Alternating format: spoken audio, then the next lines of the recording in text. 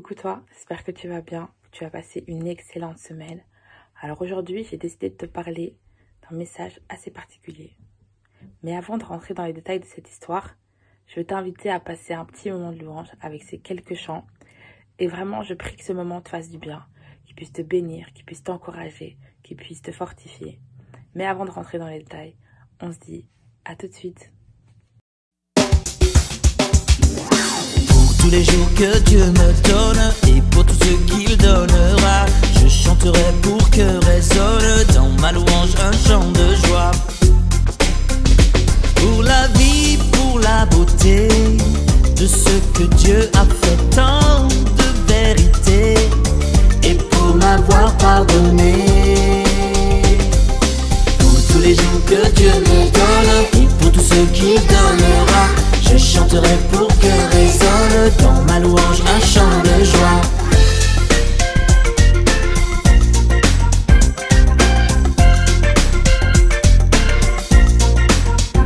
Qui pourrait imaginer un tel amour? Je sais que je ne pourrais jamais l'égaler. Pour tous les jours que Dieu me donne et pour tout ce qu'il donnera, je chanterai pour que résonne dans ma louange un chant de joie. Venez les enfants, venez, louer, chanter un chant de joie. Je chanterai, alléluia. Venez, louer le Seigneur, jamais l'égaler. Un chant de joie. I'm gonna praise you, Lord, I'll praise you. I'm gonna praise you all my days. I'm gonna praise you, Lord, I'll praise you. I'm gonna praise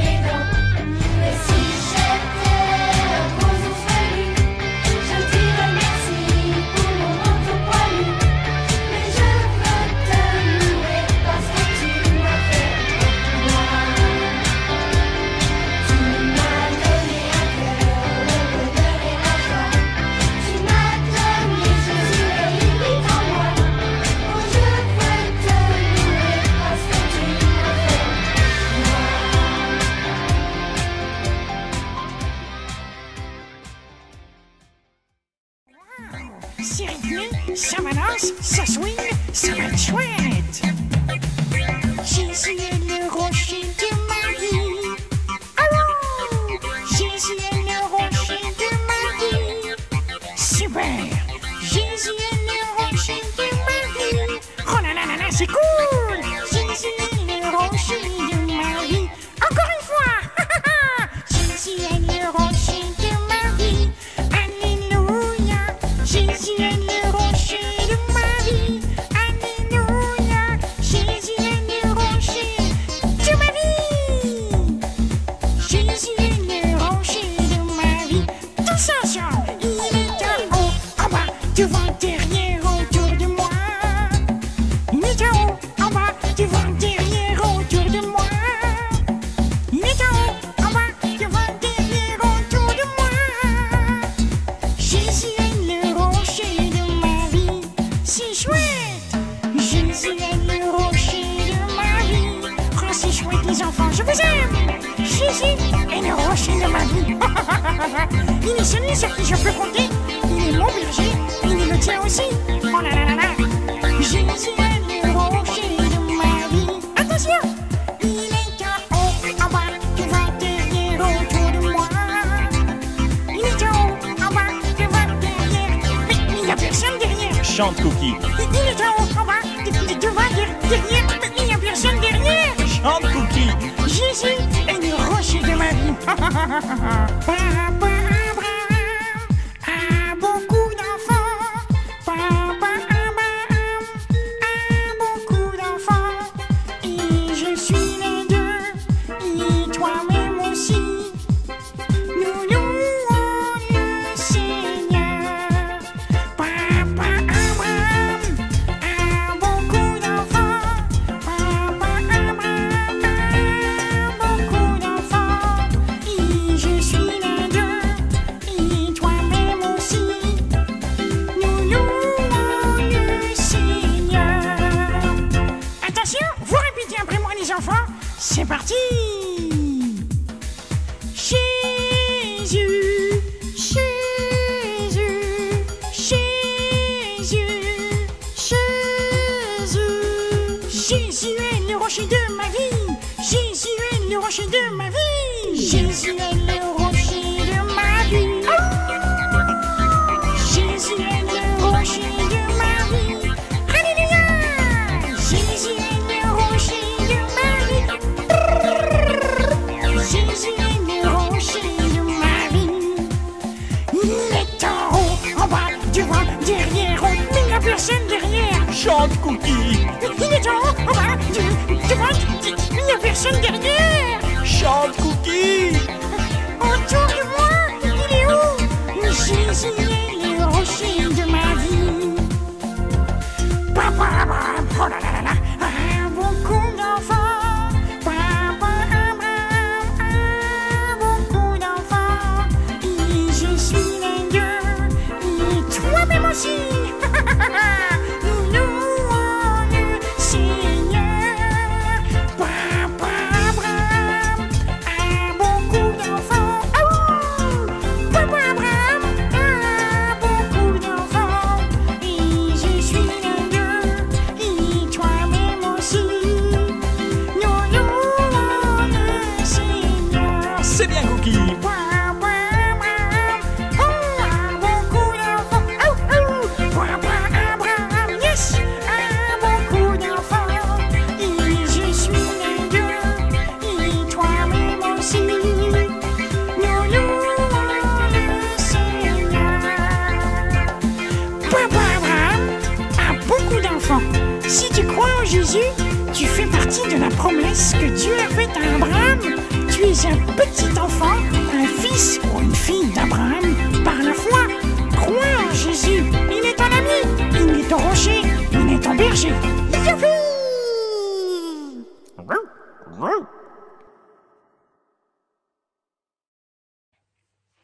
Te revoilà. Alors aujourd'hui, je vais te parler de l'histoire du roi Saül. Comme tu as pu le voir dans la leçon précédente, David ne lui a pas rendu le mal par le mal, mais il a rendu le mal par le bien. Alors peut-être que tu te poses des questions. Est-ce que Saül a changé? Est-ce que son cœur se trouve dans un bon état? Est-ce qu'il a demandé pardon à Dieu pour ses mauvaises actions? Est-ce qu'il a décidé de se soumettre à Dieu? C'est ce qu'on va voir tout de suite ensemble. Cette histoire, tu peux la retrouver dans 1 Samuel chapitre 26, dans 1 Samuel chapitre 28, du verset 4 au verset 25, dans 1 Samuel chapitre 31, versets 1 à 10, et dans Deutéronome chapitre 18, versets 10 à 11. Le cœur de Saül est resté fermé, même envers le Seigneur. Son cœur était dur et fermé. Mais où en est-il aujourd'hui, Saül? S'est-il rapproché de Dieu? A-t-il demandé pardon pour ses mauvaises actions? A-t-il décidé de se soumettre au Seigneur? Alors si tu veux bien, on va ouvrir son cœur et regarder ce qui s'y passe. Alors comme tu as pu le voir, dans le cœur de Saül, il y a de la colère, de la jalousie et également de la peur. Et sais-tu pourquoi est-ce qu'il tremble de peur? Sais-tu pourquoi est-ce qu'il est si en colère et jaloux? Je vais t'expliquer. Quand l'armée des Philistins s'était rassemblée pour attaquer Israël, forcément, Saül en tant que roi, il avait peur. Parce qu'il se disait qu'il savait que son armée n'avait pas assez de force pour pouvoir gagner le combat. Et il se disait, ça risque de mal se finir. Saül a besoin d'aide et il a également besoin de conseils. Il va voir le Seigneur, il va prier, mais Dieu ne lui répond pas. Pourquoi? Parce que Saül n'a pas avoué ses fautes. Il n'a pas reconnu les bêtises qu'il avait faites. Alors, voilà ce qui se passe par la suite. Saül continue, malheureusement encore, de désobéir à Dieu. Il aimerait bien avoir des conseils du prophète Samuel, mais malheureusement celui-ci est mort. Alors que faire? Qu'est-ce que Saül doit faire? Il a préféré d'aller consulter une femme qui parle avec les morts. Pourtant le Seigneur, il n'aime pas ça. Le Seigneur ne veut pas qu'on communique avec les morts. Le Seigneur ne veut pas qu'on exerce la magie, qu'on est dans l'astrologie, ou encore la sorcellerie, jeter des sorts, communiquer avec les morts. Le Seigneur, il a interdit toutes ces pratiques-là. Et malheureusement, tout cela va pousser Saül à s'éloigner de Dieu. Il va s'éloigner de Dieu, il va être loin de Dieu, il ne sera plus avec Dieu. Et comme il sera loin de Dieu, il ne pourra plus parler avec Dieu, plus communiquer avec Dieu. Et du coup, il va continuer à pécher et à pécher. Lors de cette consultation, Saül apprend qu'Israël perdra la bataille contre les Philistins et que lui et ses fils seront tués. Et c'est malheureusement ce qu'il s'est produit le lendemain. Alors comme tu as pu le comprendre, la fin de vie de Saül est assez triste, est vraiment triste. Il meurt parce qu'il se fait tuer, ses enfants se font tuer, Israël perd la bataille contre les Philistins. Tout ça parce que il n'a pas totalement obéi à Dieu. Il a laissé la jalousie remplir son cœur. Il n'a pas demandé pardon pour ses fautes. Il ne s'est pas repenti pour ses péchés. Et du coup, il s'est éloigné de Dieu. Et voilà comment sa vie s'est terminée. Alors c'est important que nous nous posions la question, est-ce que nous nous sommes éloignés de Dieu? Est-ce que tu t'es éloigné de Dieu? As-tu demandé pardon pour tes mauvaises actions? Est-ce que j'ai demandé pardon à Dieu pour mes mauvaises actions? Est-ce que mon cœur est dur et fermé à la voix de Dieu? Est-ce que le tien est dur et fermé à la voix de Dieu? Ne prenons pas plaisir à pécher, à être loin de Dieu, car notre cœur nous entraînera à faire le mal. Tant que tu n'as pas reçu le Seigneur Jésus-Christ comme ton Seigneur et comme ton Sauveur, tu seras perdu, tu es perdu. Mais dans tous les cas, sache que même si tu es éloigné de Dieu, le Seigneur t'attend les bras ouverts. C'est tout ce qu'il veut, que tu reviennes à lui, malgré les fautes, malgré tes bêtises, et sache qu'il te pardonnera.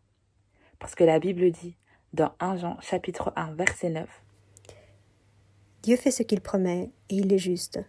Alors si nous avouons nos péchés, il nous les pardonnera, et il enlèvera tout le mal qui est en nous. Alors pour finir cette leçon, je t'invite à prier avec moi. Alors on va fermer nos yeux et on va prier ensemble. Seigneur, je te remercie parce que tu es un Dieu qui nous aime. Au-delà de nos fautes, au-delà de nos bêtises, tu nous aimes tels que nous sommes. Alors je te prie, Seigneur, pour que tu puisses vraiment nous aider lorsqu'on fait des bêtises, à reconnaître qu'on a fait des bêtises, à venir nous approcher de toi et te demander pardon. Parce que je crois que tu nous aimes d'un amour immense et que tu nous pardonnes quand nous faisons des bêtises, Seigneur. Je te prie également pour que tu puisses nous accompagner tout au long de cette semaine, même lorsque nous devons faire face à des difficultés.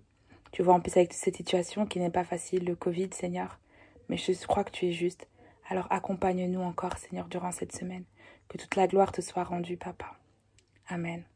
Alors passez une bonne semaine et on se dit à très bientôt. Au revoir.